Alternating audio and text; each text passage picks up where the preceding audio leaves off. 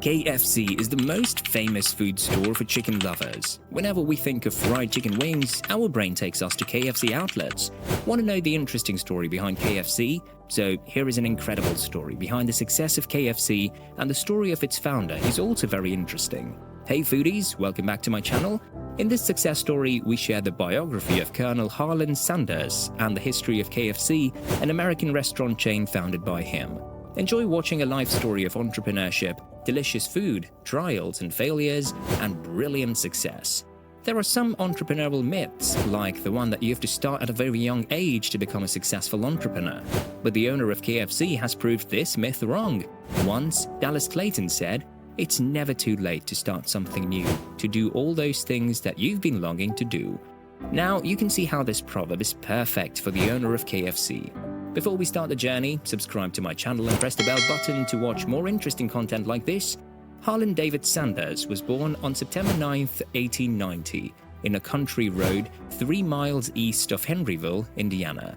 It must be said that Sanders' childhood was difficult. First, he was not the only child in a not-so-rich family. He was the eldest of 3 children born to Wilbur David and Margaret Ann Sanders. His father worked part-time in Henryville, doing some farm work. The mother did not work because she had to take care of the children. Trouble started when Harlan Sanders' father died suddenly. One summer evening in 1895, Sanders' father came home from a fever and died later that day. This happened when the future founder of KFC was only 6 years old. His life changed dramatically. At first, his mother went to work in a tomato canning factory to somehow support the family. Harlan Sanders was required to babysit and take care of the younger brother and sister at home. This fact was the key to his life. These factors have contributed to Sanders' growth as a chef. All the relatives began to see the little boy, in this case, was a real genius. When his mother remarried, his stepfather beat him, and he ran away from home. Sanders lied about his birth date and volunteered for the US Army at the age of 15. He served full-time and finished his service in Cuba. In his early years, Sanders had to work as a steamboat pilot, insurance agent, farmer, and so on. Eventually, he found a good, regular job as a fireman for a US railroad company. In 1908, Harlan Sanders, who had a steady income, married Josephine King.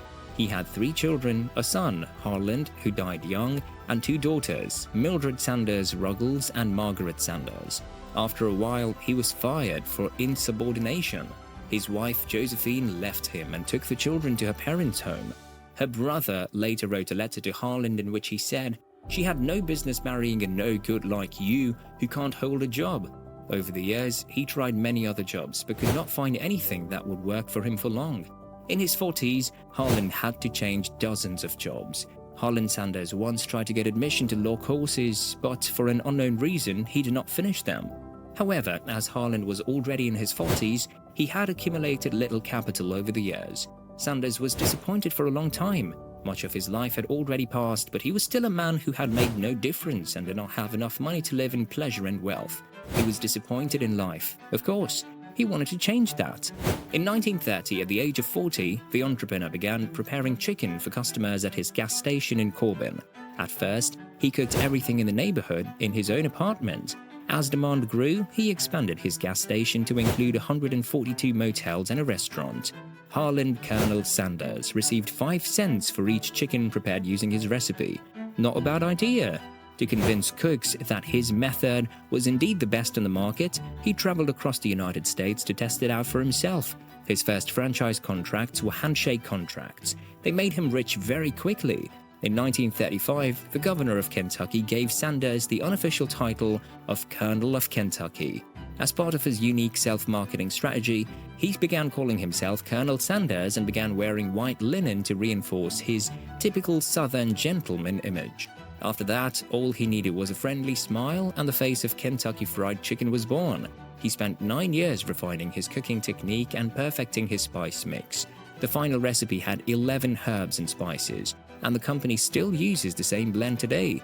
Sanders' exact recipe is one of KFC's best-kept secrets, of course, but we do know one thing. Sanders used a steamer, which significantly shortened his cooking time compared to preparing the chicken in a pan. In 1952, armed with his secret recipe and a white linen suit, The Colonel opened his first franchise restaurant in Salt Lake City, which is still open today. His travel selling concept and his marketing prowess proved a winning combination, and Sanders was soon at the helm of the world's largest fast food chain. He made his first million at the age of 65. After retiring from cooking in 1964 and selling the company to an investment group for €2 million, he continued to work as the company's public representative. In the 50s, 60s, and 70s, his face and his relaxed demeanor appeared in a number of KFC commercials. Sanders coined the slogan "finger-licking good" as his own personal guarantee of product quality. The time factor plays an important role in the success of KFC.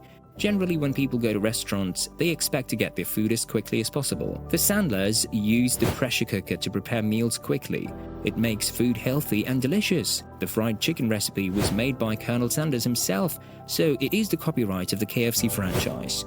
No other type of chicken can match the taste of KFC's fried chicken.